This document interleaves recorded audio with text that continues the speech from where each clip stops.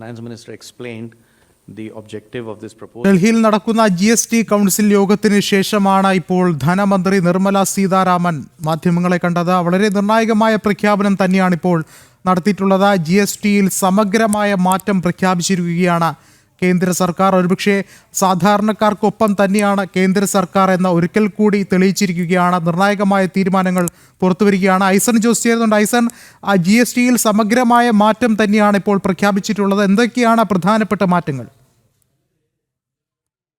വളരെ സമഗ്രമായ ഒരു മാറ്റങ്ങളാണ് ഇപ്പോൾ ഉണ്ടായിരിക്കുന്നത്. നേരത്തെ ഉണ്ടായിരുന്ന 2 സ്ലാബുകൾ മാറ്റിവെച്ച് ഇപ്പോൾ 4 സ്ലാബുകളിൽ നിന്നും 2 സ്ലാബുകൾ മാറ്റിവെച്ച് 2 സ്ലാബുകൾ മാത്രമാണ് ഇപ്പോൾ പ്രധാനമായിട്ടുള്ളത്. പിന്നീട് ഒരു സിൻ ടാക്സ് സ്ലാബ്, അതായത് വലിയൊരു നികുതി ചുമത്തുന്ന ഒരു ടാക്സ് സ്ലാബ് കൂടിയാണുള്ളത്. അതായത് 5%, 18%, പിന്നീട് 40% നികുതി ഘടനയുള്ള 3 സ്ലാബുകളാണ് നിലവിലുള്ളത്. ഇതിൽ പ്രധാനമായും എടുത്തു പറയേണ്ടത് ഈ ടൊബാക്കോ ഐറ്റങ്ങൾ, അതായത് പുകയിലയും പുകയില ഉൽപ്പന്നങ്ങളും സംബന്ധിച്ച വസ്തുക്കൾക്കുള്ള നികുതി സംബന്ധിച്ച വിഷയമാണ്. ഈ നികുതി സംബന്ധിച്ച വിഷയത്തിൽ അത് ഉയർത്തുന്നുണ്ട്, അത് നടപ്പാകുന്നുണ്ട് എങ്കിൽ കൂടി നിലവിലെ സാഹചര്യത്തിൽ ആ പുകയില ഉൽപ്പന്നങ്ങളെ സംബന്ധിച്ച് 28% താരിഫാണ് അല്ലെങ്കിൽ ടാക്സ് ആണ് ചുമത്തുന്നത്.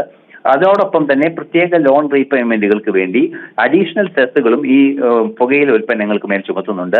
ആ പുകയില ഉൽപ്പന്നങ്ങൾക്ക് മേൽ ചുമത്തുന്ന അഡീഷണൽ സെസ് അടിസ്ഥാനപരമായ ബാധ്യതകൾ, അതായത് ഏതെങ്കിലും വലിയ ലോണുകൾ റീപേ ചെയ്യുന്നതിന് വേണ്ടിയാണ് അത്തരത്തിലുള്ള സെസ്സുകൾ ചുമത്തുന്നത്. അത്തരത്തിലുള്ള ലോണുകളെല്ലാം തന്നെ അടച്ചു തീർക്കുന്നത് വരെ 28%, അതോടൊപ്പം തന്നെ സെസ്സും ബാധകമായിരിക്കും ഈ പുകയില ഉൽപ്പന്നങ്ങൾക്ക് എന്ന ഏറ്റവും നിർണായകമായ, അതായത് പുകയില ഉൽപ്പന്നങ്ങളുടെ ഉപയോഗം കുറയ്ക്കുന്നതിനെ നികുതി വർദ്ധിപ്പിച്ച് അത് നിയന്ത്രണ വിധേയമാക്കുക എന്ന നയം തന്നെയാണുള്ളത്. മറ്റൊരു പ്രധാന വിഷയം എടുത്തു പറയേണ്ടത് കോള ഐറ്റങ്ങൾക്ക്, അതായത് കാർബണേറ്റഡ് സോഫ്റ്റ് ഡ്രിങ്ക്സ് എന്ന് പറയുന്ന കോള ഉൽപ്പന്നങ്ങൾക്കെല്ലാം തന്നെ 40% നികുതി ചുമത്തിയിരിക്കുന്നത്. ആ നികുതി സ്ലാബിലായിരിക്കും അവ ഉൾപ്പെടുക എന്നതാണ്. അതുപോലെ തന്നെ ഏറ്റവും പ്രധാനപ്പെട്ട കാര്യം ഇൻഷുറൻസും അനുബന്ധ സംവിധാനങ്ങളും എല്ലാം തന്നെ വളരെയധികം പ്രചാരം നേടേണ്ട അനിവാര്യത നിലനിൽക്കുന്ന ഒരു സാഹചര്യമായതിനാൽ തന്നെ ലൈഫ് ഇൻഷുറൻസും പേഴ്സണൽ ലൈഫ് ഇൻഷുറൻസും അതുപോലെ തന്നെ പേഴ്സണലായ മെഡിക്കൽ ഇൻഷുറൻസ്, വ്യക്തിഗത മെഡിക്കൽ ഇൻഷുറൻസ്, അതായത് ഒരു ഗ്രൂപ്പിനോ അല്ലെങ്കിൽ ഒരു സ്ഥാപനത്തിന്റെ ഇൻഷുറൻസുകൾക്ക് അല്ലാതെ ഓരോ വ്യക്തികൾ സ്വന്തം ചെലവിൽ എടുക്കുന്ന വ്യക്തിഗത മെഡിക്കൽ ഇൻഷുറൻസും അതുപോലെ തന്നെ വ്യക്തിഗത ലൈഫ് ഇൻഷുറൻസും മുഴുവനായും നികുതിയിൽ നിന്നും ഒഴിവാക്കിയിരിക്കുകയാണ്. അതുപോലെ തന്നെ എയർക്രാഫ്റ്റുകൾ, അതുപോലുള്ള ലക്ഷറി എയർക്രാഫ്റ്റുകൾ, ലക്ഷറി ഐറ്റങ്ങൾ, ഇവയെല്ലാം വ്യക്തിപരമായ ആവശ്യത്തിന് പ്രൈവറ്റ് ജെറ്റുകളും പ്രൈവറ്റ് ഹെലികോപ്റ്ററുകളും വാങ്ങുകയാണെങ്കിൽ അതിന് 40% താരിഫ് ചുമത്തുക. അതുപോലെ തന്നെ ഈ ഡീസൽ വാഹനങ്ങൾ, അതുപോലെ വലിയ തോതിലുള്ള എക്സോസ്റ്റുകൾ ഉണ്ടാക്കുന്ന അല്ലെങ്കിൽ വലിയ തോതിലുള്ള എമിഷൻ ഉണ്ടാക്കുന്ന സ്പോർട്സ് യൂട്ടിലിറ്റി വെഹിക്കിളുകൾക്കെല്ലാം തന്നെ 40% നികുതിയുടെ പരിധിയിലായിരിക്കും വരിക. നിലവിലെ സാഹചര്യത്തിൽ 12%, അതുപോലെ തന്നെ 12% മറ്റൊരു സ്ലാബും കൂടി ഉണ്ടായിരുന്നത്. പ്രധാനമായും ഇപ്പോൾ 5%, 18%, പിന്നീട് അധിക നികുതി ചുമത്തുന്ന 40%, ഇത്തരത്തിൽ 3 സ്ലാബുകളായിരിക്കും ഉണ്ടായിരിക്കുക.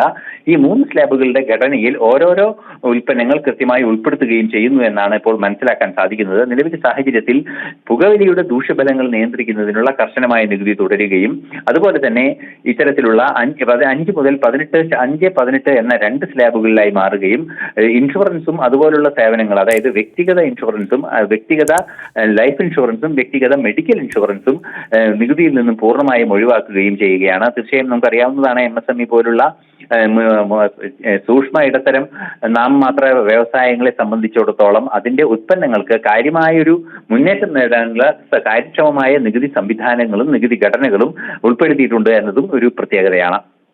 ഐസൺ, ഒപ്പം എടുത്തു പറയേണ്ടത് എന്തായാലും സാധാരണക്കാർക്ക് ഗുണകരമാകുന്ന ഒരു മാറ്റങ്ങൾ തന്നെയാണ് ഉണ്ടാകുന്നത്. അതിലേറെ ശ്രദ്ധേയം കർഷകർക്ക് മുൻഗണന നൽകിയിരിക്കുന്നു.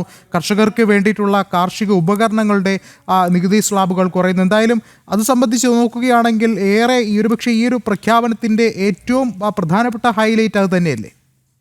തീർച്ചയായും ഭാരതത്തിന്റെ ബഹുഭൂരിപക്ഷം മനുഷ്യരും, അതായത് 65% പേർ ഈ കർഷകരാണ്. കർഷകരെ സംബന്ധിച്ചിടത്തോളം കാർഷിക ഉൽപ്പന്നങ്ങൾ, അത് ചെറിയ തോതിലുള്ള കാർഷിക ഉൽപ്പന്നങ്ങൾ, വ്യക്തിപരമായി ഉപയോഗിക്കുന്ന ചെറിയ കാർഷിക ഉൽപ്പന്നങ്ങൾ, കാർഷിക ആയുധങ്ങൾ തൊട്ട് വലിയ ടില്ലറുകൾ ഉൾപ്പെടെയുള്ള ട്രാക്ടറുകൾ ഉൾപ്പെടെയുള്ള സംവിധാനങ്ങൾക്ക് ഇത്തരത്തിലുള്ള താരിഫ് നികുതി ഏർപ്പെടുത്തുന്നതിൽ കൃത്യമായ ഒരു നിയന്ത്രണം കൊണ്ടുവന്നിട്ടുണ്ട് എന്നാണ് മനസ്സിലാക്കാൻ സാധിക്കുന്നത്. ഇതെല്ലാം തന്നെ കൃഷിയെ പ്രോത്സാഹിപ്പിക്കുകയും കൃഷി ലാഭകരമാക്കുന്നതിനും കൃഷിയിലുള്ള ക്യാപിറ്റൽ ഇൻവെസ്റ്റ്മെന്റ് കാര്യക്ഷമ കാര്യക്ഷമമായി ഉൾപ്പെടുത്തുന്നതിനും, അതായത് കൂടുതൽ ഇത്തരത്തിലുള്ള മെക്കനൈസ്ഡ് സംവിധാനങ്ങൾ, അതായത് യന്ത്രവൽകൃത കൃഷിയും അതുപോലെ തന്നെ അത്യാധുനിക അത്യുൽപാദന സാധ്യതയുള്ള കൂടുതൽ ഇടങ്ങളിൽ കൃഷി സാധ്യതമാക്കുന്ന മെക്കനൈസ്ഡ് സംവിധാനങ്ങളെ പ്രോത്സാഹിപ്പിക്കുന്നതിന്റെ ഭാഗമായാണ് ഇത്തരത്തിലുള്ള കാർഷികോൽപ്പന്നങ്ങൾക്ക് നികുതി കുറച്ചിരിക്കുകയും ചെയ്തിരിക്കുന്നത്. ഏറ്റവും പ്രധാനപ്പെട്ട പരിഷ്കരണം എന്ന് പറയുന്നത് 4 സ്ലാബുകളിൽ നിന്നും 2 സ്ലാബുകളാക്കി ചുരുക്കുകയും സിൻ സ്ലാബ് എന്ന് പറയുന്ന രീതിയിൽ, അതായത് ഇത്തരത്തിലുള്ള തീർത്തും നിയന്ത്രിക്കപ്പെടേണ്ട, അതായത് സമൂഹത്തിന് മോശമായി ഭവിക്കുന്ന പല വിഷയങ്ങളും നിയന്ത്രിക്കപ്പെടേണ്ടതുണ്ടെങ്കിൽ അതിന് നികുതി ചുമത്തുന്ന ഒരു ശൈലിയുണ്ട്. വലിയ വില നൽകിയത് വാങ്ങേണ്ട സാഹചര്യമുണ്ട്. അത്തരത്തിൽ വലിയ വില നൽകി വാങ്ങേണ്ടവയുടെ കൂട്ടത്തിൽ ഉൾപ്പെടുത്തുന്ന ഒരു 40% ഒരു സ്ലാബുമാണുള്ളത്. പ്രധാനമായും എടുത്തു പറയേണ്ടത് നേരത്തെ സൂചിപ്പിച്ചതുപോലെ ഈ പുകയില ഉൽപ്പന്നങ്ങൾക്കും ചുമത്തിയിരിക്കുന്ന നികുതി തന്നെയാണ്. ഈശ്വരൻ, എന്തായാലും നിർണായകമായ പ്രഖ്യാപനം വരുമ്പോൾ നമുക്കറിയാം, നേരത്തെ ചില സൂചനകൾ പുറത്തു വന്നിരുന്നു. ഈ പറയുന്ന പോലെ ആരോഗ്യരംഗത്ത് പ്രത്യേകിച്ചും നിർണായകമായ ഈ മരുന്നുകളുടെ വിലയിലൊക്കെ തന്നെയും കുറവ് വന്നേക്കാം. അത്തരത്തിലുള്ള ചില സൂചനകൾ നേരത്തെ പുറത്തു വന്നിരുന്നു. ഒരുപക്ഷെ ഇപ്പോൾ ഈ ഒരു പ്രഖ്യാപനം വന്നതിന് ശേഷം നേരത്തെ വന്ന ചില പ്രധാനപ്പെട്ട സൂചനകൾ അത് കൂടുതൽ വ്യക്തമാവുകയാണ്. ഒരുപക്ഷെ അത് സംബന്ധിച്ച് എന്താണ് പറയാനുള്ളത്?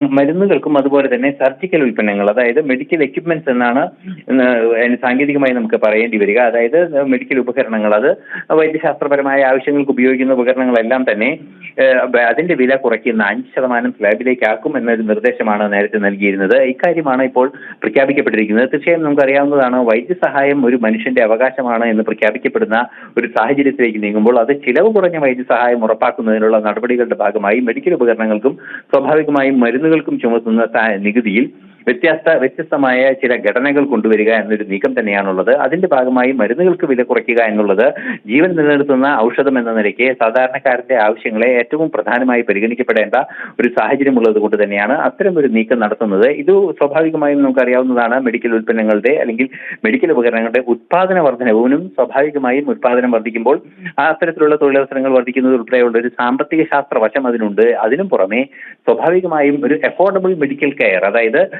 പ്രാപ്തമായ ഒരു മെഡിക്കൽ സൗകര്യം, മെഡിക്കൽ കെയർ, മെഡിക്കൽ അറ്റൻഷൻ ലഭ്യമാകുന്നതിനെ ചെലവ് കുറഞ്ഞ വൈദ്യസഹായം ഉറപ്പാക്കുന്നതിനുള്ള നടപടികളുടെ ഭാഗമായി ഇത്തരം ഒരു നീക്കം നടത്തുന്നു. അത് മെഡിക്കൽ എക്യുപ്മെന്റ്സിന്റെ വിലയിലും ചുമത്തുന്ന നികുതിയിലും കാര്യമായ വ്യത്യാസം വരുത്തുന്നുണ്ട് എന്നാണ് അറിയാൻ സാധിക്കുന്നത്.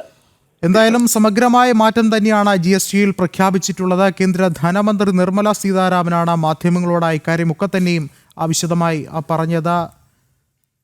അപ്പം തന്നെ നാഷണൽ ഡെസ്കിൽ നിന്നും ഐസൺ ജോസാണ് വിശദമായ റിപ്പോർട്ടുകളും നൽകിയത്.